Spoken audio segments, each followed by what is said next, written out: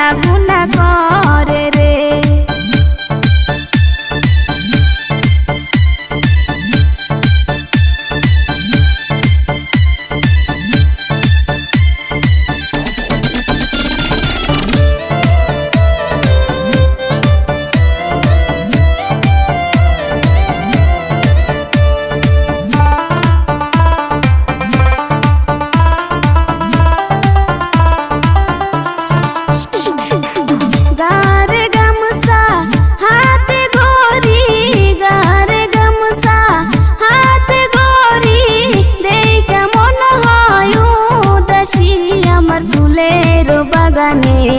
আইসো তুমি মধু খায়ো ফুলে বসে, আমার মনের ভিতরে